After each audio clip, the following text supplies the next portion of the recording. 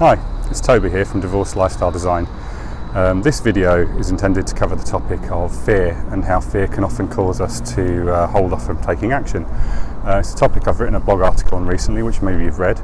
And what was spooky to me was that in listening to an audiobook by Seth Godin this week, Seth touched on the topic as well with a quote that I thought was really useful and worth sharing with you.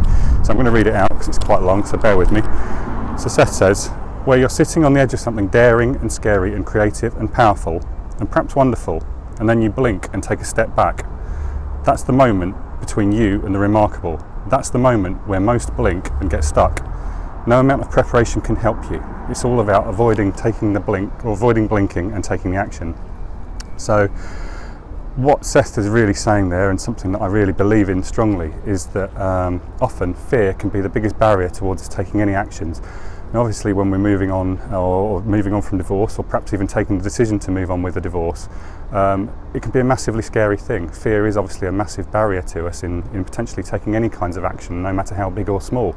And that fear can obviously come about as a result of a number of things. It can be a result of the potential loss of something that's familiar to us, even if that familiarity is uncomfortable. You know, perhaps we're unhappy, but at least we're familiar and we know where we're at with marriage, we know where we're at in our relationship, and we know that perhaps the thought of losing that and not having that is more scary than the thought of actually staying there and continuing in that unhappy relationship. So that's one kind of fear.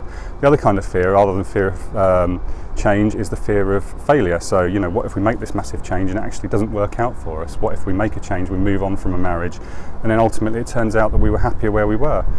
A third kind of fear, rather than fear of failure, is fear of success. So, you know, are we actually scared of the fact that this might actually work? You know, perhaps the thought of that, the notion of that change is more scary to us than the thought of the thing actually not working out as we want it to. So I think there are a number of different ways in which fear can become a big barrier to us in taking action if we let it.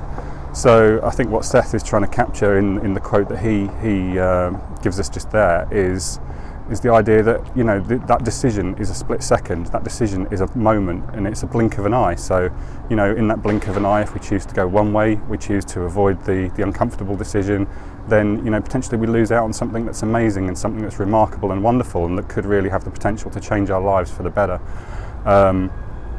And it's really about just getting clear in our minds that, you know, big decisions can appear big and insurmountable and massive, but actually small decisions, just to take action, small decisions to think about how we want to improve our life, particularly after divorce or separation, making that decision to actually move on with a divorce, or just making a decision that we're going to open our minds to new things, making a decision to potentially co-parent our kids, or to potentially, you know, completely sever ties with our ex for the better. You know, those are all decisions that we can seem massively scary, but, you know, don't be put off. Don't make that blink. Don't make that moment's hesitation that allows those things to kind of scare you off the potential massive gains that you have.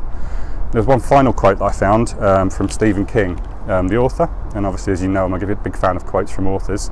And Stephen King says, "The scariest moment is always just before you start."